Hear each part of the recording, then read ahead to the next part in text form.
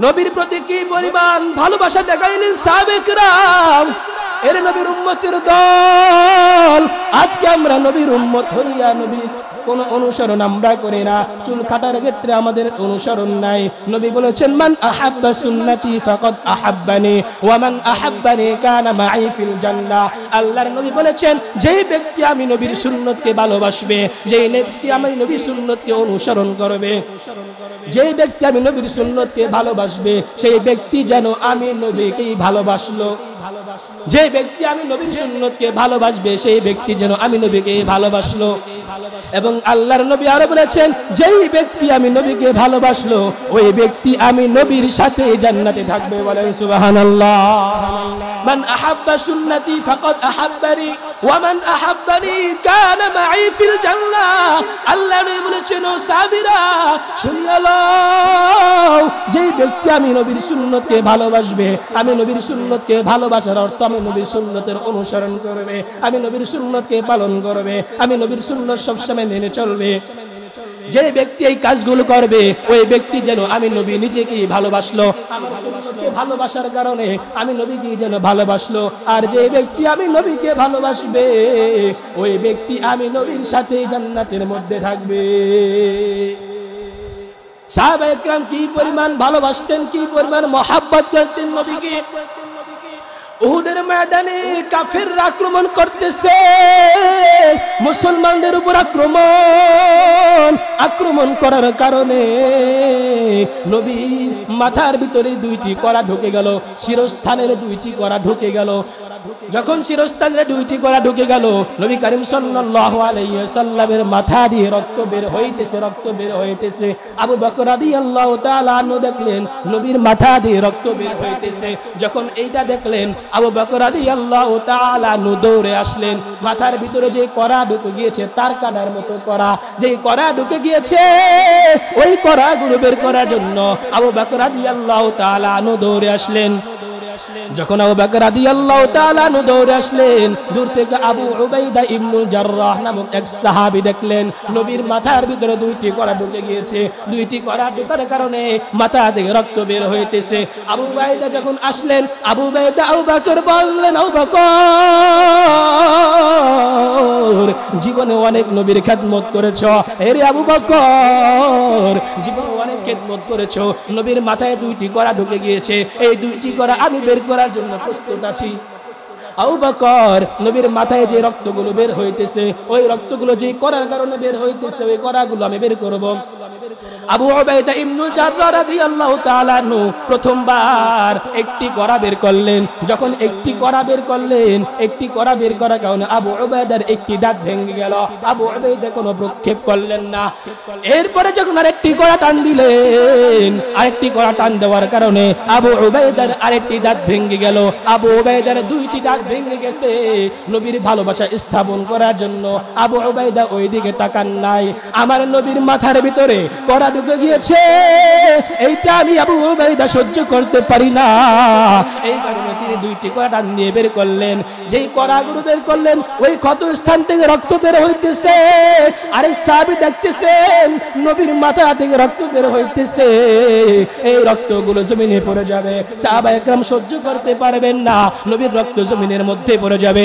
এই কারণে আরেক সাহাবী নবীর রক্ত, যেই রক্তগুলি বের হয়ে মাথার মধ্যে মেখে গিয়েছে, রক্তগুলো বের হয়ে টপ টপ করে মাথা দিয়ে পড়তেছে, আরেক সাহাবী দেখলেন ওই রক্তগুলো জমিনে পড়তেছে। এই রক্তগুলো জমিনে না পড়তে দেওয়ার কারণে আরেক সাহাবী নবীর রক্তগুলো নিজের মুখ থেকে চুষে খেয়ে ফেলেছে। নবীর রক্তগুলো নিজে খেয়ে ফেলেছেন। আর সাহাবী কি পরিমাণ ভালোবাসা স্থাপন করে দিয়েছেন, কি পরিমাণ মহাব্বত। রবিউল আউয়াল মাস আমাদেরকে শিক্ষা দিচ্ছে। এ নবীর উম্মতের দল, নবীর আউয়াল মাস বলতেছে, আমি নবী এই জমানায় আসলাম এই রবিউল আউয়াল মাসের 12 তারিখে, 12 রবিউল আউয়াল দুনিয়াতে আসলাম তোমাদের জন্য রহমত হইয়া। এই নবীর উম্মতের দল, এই রবিউল আউয়াল মাস পাইয়া তোমরা আমি নবীকে ভুলে যাইতেছো, আমি নবীর অনুসরণ করতেছো না। চুল কাটার ভিতরে তোমাদের অনুসরণ নাই, খাওয়ার ভিতরে আমি নবীর সুন্নতের আমল নাই, কোনো কিছুর ভিতরে আমি নবীর সুন্নতের আমল নাই, পোশাক পরার ভিতরে আমি নবীর সুন্নতের আমল নাই। আমি নবীর সুন্নত মুসলমান করবে, কোন কাফের করবে না, মুশরিকটা করবে না। আমরা মুসলমান হইয়া যদি নবীর সুন্নত পালন না করি, আমরা খাঁটি মুসলমান হইতে পারবো? সবাই বলেন পারবো? কুল ইন কুনতুম তুহিব্বুনাল্লাহ,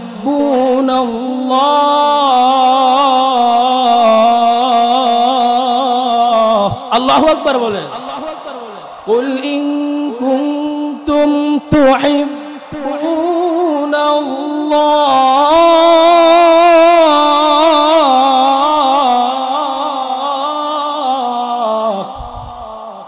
ফাত্তাবিউনি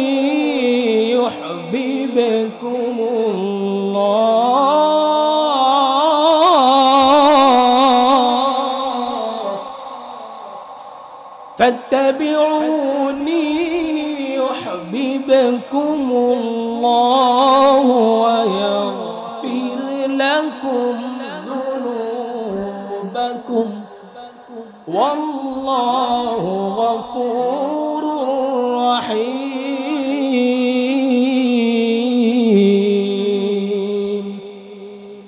আল্লাহ রাব্বুল আলামিন নবীকে বলে দিয়েছেন, ও নবী আপনি উম্মতদেরকে জানা দেন, যদি তোমরা আল্লাহকে ভালোবাসতে চাও, আল্লাহর ভালোবাসা তোমরা পেতে চাও, যদি তোমরা আল্লাহকে ভালোবাসতে চাও, তাহলে আমি নবীর অনুসরণ তোমরা করো। ফাত্তাবিউনি, আল্লাহ বলেছেন যদি তোমরা আল্লাহকে ভালোবাসতে চাও তাহলে নবীর অনুসরণ করো, নবীর অনুকরণ করো। নবীর অনুসরণ করলে কি ফায়দা হবে, নবীর অনুকরণ করলে কি লাভ হবে আমাদের, আল্লাহ সেটাও বলে দিয়েছেন। আল্লাহ বলে দিয়েছেন ফাত্তাবিউনি ইউহিব্বুকুমুল্লাহ। আল্লাহ বলেছেন যে বান্দা আমার নবীর অনুসরণ করবে, ওই বান্দার এক নাম্বার পুরস্কার আমি আল্লাহ রাব্বুল আলামিন নিজেই তাকে ভালোবাসবো। ইউহিব্বুকুমুল্লাহ এখানে ইফআলের সিগা এসেছে, আমি আল্লাহ নিজেই তাকে ভালোবাসবো যে ব্যক্তি নবীর অনুসরণ করবে। দুনিয়ার মধ্যে কেউ কাউকে ভালোবাসলে ওই বান্দা যখন কোনো অপরাধ করে ভালোবাসার মানুষ তাকে ক্ষমা করে দেয়। এমনি ভাবে আল্লাহ বলেছেন যেই ব্যক্তিকে, যেই বান্দাকে আমি ভালোবাসবো, ওই বান্দা যদি কোনো গুনাহ করে আমি আল্লাহ তার গুনাহগুলো ক্ষমা করে দিব। ইউহিব্বুকুমুল্লাহু ওয়া ইয়াগফির লাকুম যুনুবাকুম। আল্লাহ বলেছেন যেই বান্দা নবীর অনুসরণ করবে ওই বান্দাকে আমি আল্লাহ ভালোবাসবো। ভালোবাসার পর আমি আল্লাহ ক্ষান্ত হব না, আমি আল্লাহ ওই ব্যক্তির সকল গুনাহগুলো ক্ষমা করে দিব। কেমন ভালোবাসা ছিল নবীর, সাহাবায়ে কেরাম কেমন ভালোবাসতেন নবীকে, কেমন মহব্বত আমার নবীকে করতেন। মানুষ শোনো, একবার বিশ্বনবী রাহমাতুল লিল আলামিন সিংহা লাগাইলেন, শরীরের ভিতরে সিংহা লাগাইলেন। সিংহা লাগানোর পর নবীর শরীর থেকে রক্ত বের হয়েছে। রক্ত সিংহা লাগানোর পর যে রক্তগুলো বের হয় এরকম রক্ত নবীর শরীর থেকে বের হয়েছে। রক্তগুলো বের হওয়ার পর বিশ্বনবী রাহমাতুল লিল আলামিন আব্দুল্লাহ ইবনে জুবাইর রাদিয়াল্লাহু তাআলা আনহুকে রক্তগুলো দিয়ে বললেন, আব্দুল্লাহ রক্তগুলো ফেলে দাও, এই রক্তগুলো ফেলে দাও। আব্দুল্লাহ ইবনে জুবাইর রাদিয়াল্লাহু তাআলা আনহু রক্তগুলো নিয়ে গেলেন, নবীর হাত থেকে রক্তগুলো নিয়ে গেলেন। রক্তগুলো নিয়ে যাওয়ার পর কিছুক্ষণ পর আবার তিনি নবীর সামনে ফিরে আসলেন। নবীজি জিজ্ঞাসা করলেন, আব্দুল্লাহ তোমার কাছে যে রক্তগুলো আমি দিলাম এই রক্তগুলো তুমি কি করেছো, কোন কাজে লাগিয়েছো, রক্তগুলো ফেলে দিয়েছো কোথায়? আব্দুল্লাহ ইবনে জুবাইর বলেন, নবী গো আপনার রক্ত জমিনের মধ্যে পড়বে এটাই বরদাস্ত করতে পারি না। আপনি আল্লাহর পয়গম্বর, আপনার শরীরে মশা মাছি ভরা, মশা এবং মাছি ভরা বসা আপনার উপর হারাম।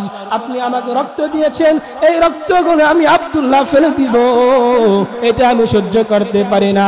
নবী গো যখন আপনি আমাকে রক্তগুলো দিয়েছেন ওই রক্তগুলো আমি নিয়ে গিয়ে ওই রক্তগুলো আমি নিজেই পান করে ফেলেছি। বলেন সুবহানাল্লাহ। নবীর রক্ত জমিনের ভিতরে পড়বে, নবীর রক্ত জমিনের ভিতরে পড়বে, এটা সাহাবী সহ্য করতে পারে নাই।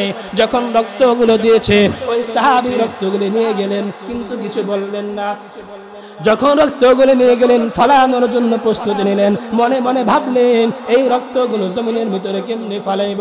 নবীর রক্ত এত দামি রক্ত, জমিনকে এই রক্ত দেওয়া যাবে না, এই রক্ত আমি নিজেই পান করে ফেললাম।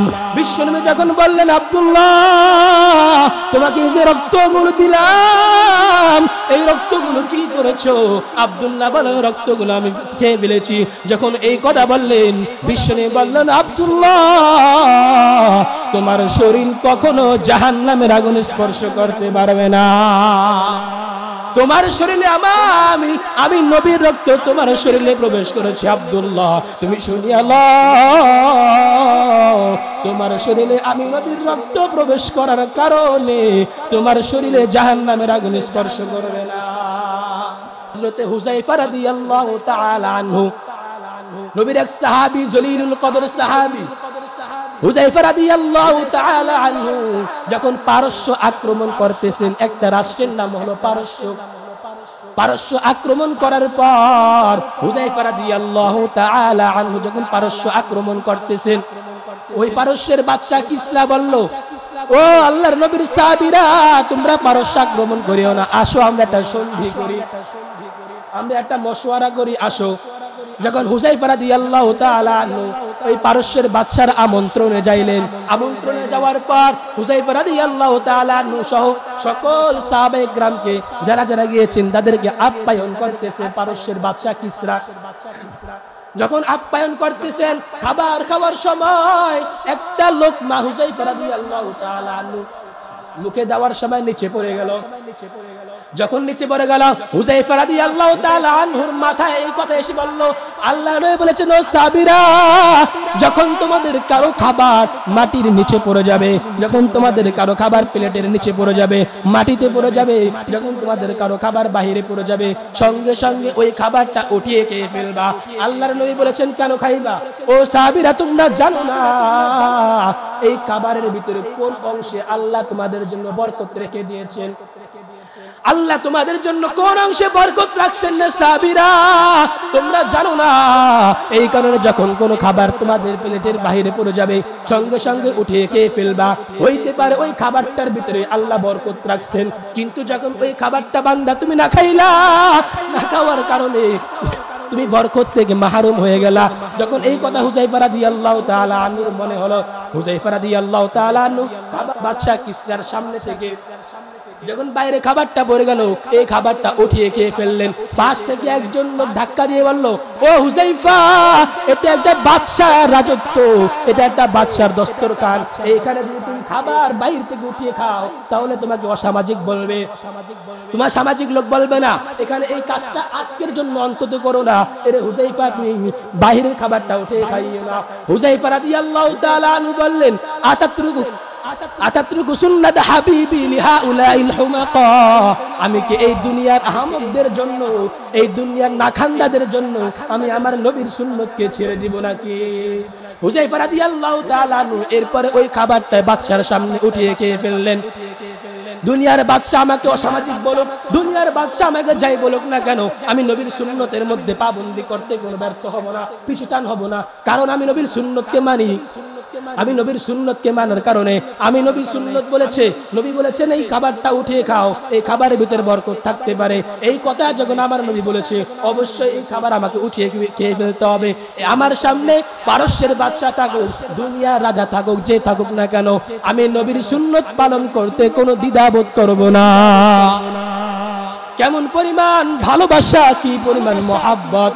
নবীকে জীবন দিয়ে ভালোবেসেছেন, নবীকে জান দিয়ে ভালোবেসেছেন, মাল দিয়ে ভালোবেসেছেন, আত্মীয় স্বজন থেকে বেশি ভালোবেসেছেন। নবীর সুন্নতকে পারস্যের মতো বাদশা একটা দেশের প্রধানমন্ত্রীর সামনে নবীর সুন্নতকে মানতে তিনি দ্বিধাবোধ করেন না। আজকে আমাদের কি হলো, আমরা নবীর সুন্নতকে মানি না। নবীর সুন্নতের অনুসরণ করি না, নবীর সুন্নতকে মানার কারণে আমাদেরকে অসামাজিক বলবে, আমাদেরকে খারাপ বলবে, আমাদেরকে ভালো বলবে না, এই দিকটা আমরা চিন্তা করি। দুনিয়ার মানুষ, আমরা দুনিয়ার দিকে চিন্তা করি, কিন্তু আমাদের চিন্তা করা উচিত নবীর সুন্নতটা মানার কারণে, দাড়ি রাখার কারণে, নবীর সুন্নতের টুপিটা মাথায় লাগার কারণে, নবীর সুন্নতের পাঞ্জাবিটা শরীরে লাগার কারণে আমি আল্লাহর কাছে এত দামি বান্দা হয়ে যাব, এত পরিমাণ দামি হয়ে যাব। নবীর সুন্নতটা মানার কারণে আমি আল্লাহর কাছে এত পরিমাণ মোহাব্বত ওয়ালা হয়ে যাব, দামি হয়ে যাব। কিয়ামতের ময়দানে যখন নবীজি বলবেন, ও আমার উম্মত, তুমি যে আমি নবীর সুন্নত পালন করো, আমি নবীকে ভালোবাসো বলেছিলাম, কিন্তু তোমার মুখে দাড়ি কোথায়? নবী বলবেন, ও আমার উম্মতেরা, আমি নবীকে ভালোবাসো দুনিয়ার মধ্যে অনেক বলেছিলাম, আমি নবীকে ভালোবাসো, কিন্তু তোমার মুখে দাড়ি নাই। কি পরিমাণ ভালোবাসতা, কেমন ভালোবাসতা, মুখে দাড়ি নাই। আমি নবীকে ভালোবাসো এই কথা তুমি অনেক বলছো, আমি নবীকে ভালোবাসার কারণে তোমার মুখে এখন দাড়ি নাই কেন? এই কথা যখন নবীজি বলবেন, এই কথা বলার কারণে মানুষেরা দাড়ি না থাকার কারণে নবীর সুপারিশ নসিব হইতে নাও পারে। এই জন্য ভাইয়েরা আমার, নবীর সুন্নতের আমলের মালাটা গলায় লাগান। যাদের মুখে দাড়ি নাই ভাই, দাড়ি লাগা, দাড়িটা রাখেন ভাই। এই দাড়িটা রাখার কারণে দুনিয়ার মানুষ, কিছু কিছু মানুষ আপনাকে অপছন্দ করবে, কিন্তু এই দাড়িটা রাখার কারণে বড় বড় 60-70 বছরের মুরব্বীরা আপনাকে সম্মান করবে, করবে কি করবে না? এই দাড়ি রাখার কারণে আপনার থেকে বড় বড় মুরব্বীরাও সম্মান করবে, সালাম দিবে, শ্রদ্ধা করবে। দুনিয়ার মধ্যে তো আপনি সম্মান, আপনি আল্লাহ আপনাকে সম্মান দিয়েছে।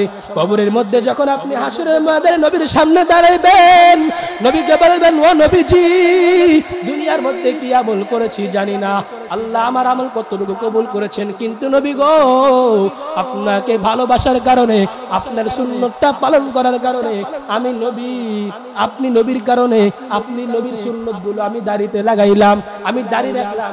যখন আপনি নবীকে এই কথা বলবেন, আল্লাহ আল্লাহ আল্লাহ এই কারণে আপনাকে জান্নাতের মধ্যে প্রবেশ করা দিতে পারে। এজন্য নবীর সুন্নতকে পালন করবেন, নবীর সুন্নতকে দাড়ি রাখবেন, নবীর সুন্নতের আমলের মালাটা গলায় লাগাবেন ইনশাআল্লাহ। আল্লাহ রাব্বুল আলামিন আমাকে নবীর সুন্নত অনুযায়ী চলার তৌফিক দান করেন। এমনি ভাবে নবীর সুন্নত অনুযায়ী আমল করে দুনিয়া থেকে বিদায় নেওয়ার তৌফিক দান করেন। সকলে বলে আমিন। ওয়া আখিরু দাওয়ানা আলহামদুলিল্লাহি রাব্বিল আলামিন।